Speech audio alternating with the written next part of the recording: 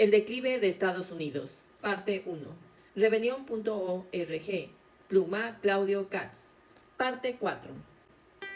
Precisó, además, la forma en que el neoliberalismo acentuó la sobreacumulación, afectando a la economía del norte, y detalló cómo el languidecimiento de la actividad productiva agravó la caída del beneficio.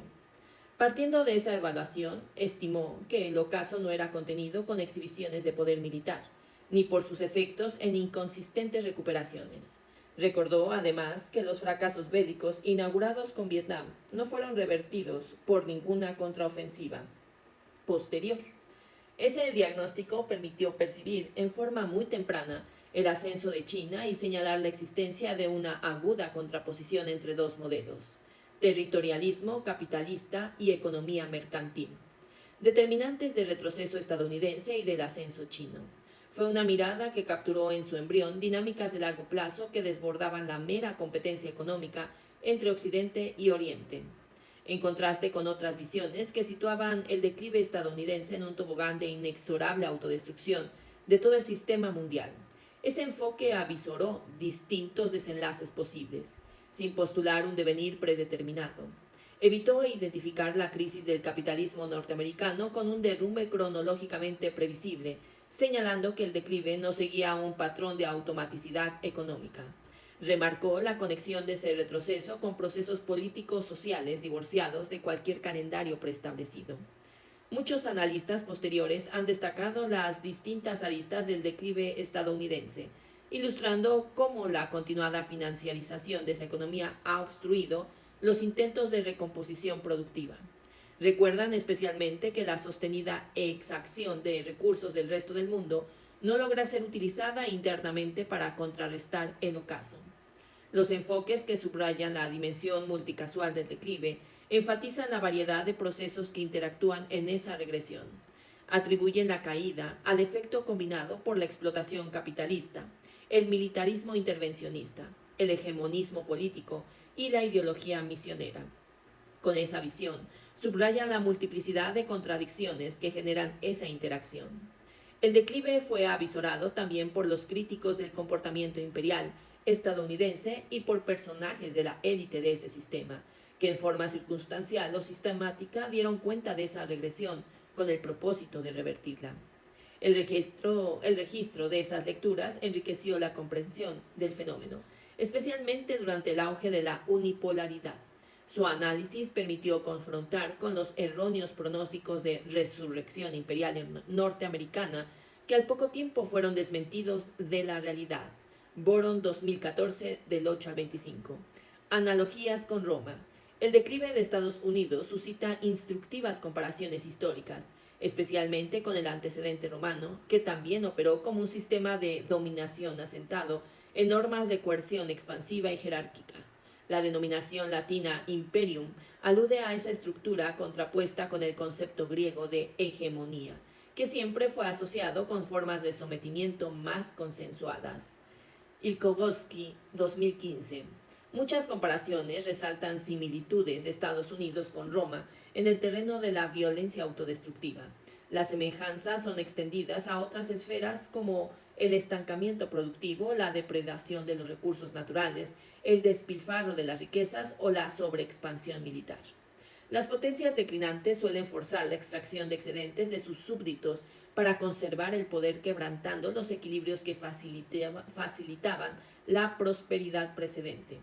Por esa compulsión confiscatoria, Roma terminó devorándose a sí misma cuando la expropiación de la población circundante no alcanzó para financiar el descontrolado gasto militar. Esa práctica de confiscación guerrera agotó al imperio. Torres López, 2026. La misma corrosión afecta actualmente a Estados Unidos en el plano de los ingresos y la deuda pública. Roma colapsó cuando el avance de los pueblos vecinos recortó su base tributaria, deteriorando la custodia militar de sus fronteras. Esta misma erosión socava el financiamiento de Estados Unidos a través de la creciente desdolarización de las transacciones mundiales. Roma ejercía su poder mediante la fuerza, pero manteniendo contrapartidas de protección, seguridad y beneficios con sus súbditos y aliados. Cuando rompió ese equilibrio, perdió la capacidad para preservar su dominación. Esa misma fractura de alianzas afecta a Estados Unidos desde que tienden a transformar a sus socios en vasallos. Ese cambio de relaciones corroe, por ejemplo, el pacto transatlántico que durante toda la segunda mitad del siglo XX sostuvo el sistema imperial. Un contrapunto esclarecedor entre los efectos de la expansión agrícola romana y la globalización contemporánea ilustra el boomerang que emparenta el declive de los dos imperios. Al extender sus cultivos fuera de sus fronteras, Roma deterioró su vieja primacía rural a favor de sus vecinos en un proceso semejante a la mundialización económica que inició Estados Unidos y empoderó a China. En ambos casos, las ventajas iniciales de la potencia dominante en sectores estratégicos fueron capturadas por sus adversarios en la propia dinámica expansiva del hegemón. En las dos situaciones, las metrópolis plantaron las semillas de su propia regresión. En la antigüedad, compartiendo prácticas agrícolas y en la actualidad, exportando industrias, tecnologías y servicios que fueron recreados con mayor productividad por sus destinatarios. Otro rasgo del declive que emparenta Roma con Estados Unidos es la perduración temporal de ese descenso, luego del propio agotamiento del sistema. Esa decadencia se extendió durante centurias en la antigüedad y se verifica en las últimas décadas de regresión norteamericana. La analogía entre ambos imperios se extiende también a la forma en que las contradicciones económicas internas fueron agravadas por la acción militar. Las guerras contra Cartago le permitieron al coloso de la antigüedad controlar el Mediterráneo y la provisión de esclavos para su economía doméstica. Pero ese suministro incentivó expansiones militares ulteriores que socavaron esas ventajas. El gendarme norteamericano padece el mismo síndrome, como custodio internacional de la opresión capitalista. Las semejanzas también se verifican en la virulencia imperial. Esa ferocidad es una consecuencia directa del declive que reduce la capacidad para generar consensos y desplegar la hegemonía, generando formas más inestables y violentas de dominación. Los imperios nunca declinan de manera suave, aceptando pasivamente la pérdida de su poder. Multiplican las amenazas, exigen mayor obediencia y se tornan más agresivos.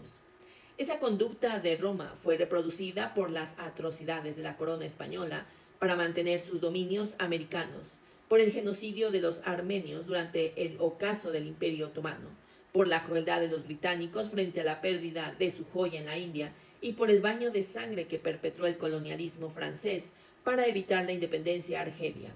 Desde hace décadas el imperialismo norteamericano repite esa conducta, con guerras que destruyen países sin generar ninguna contención a su declive.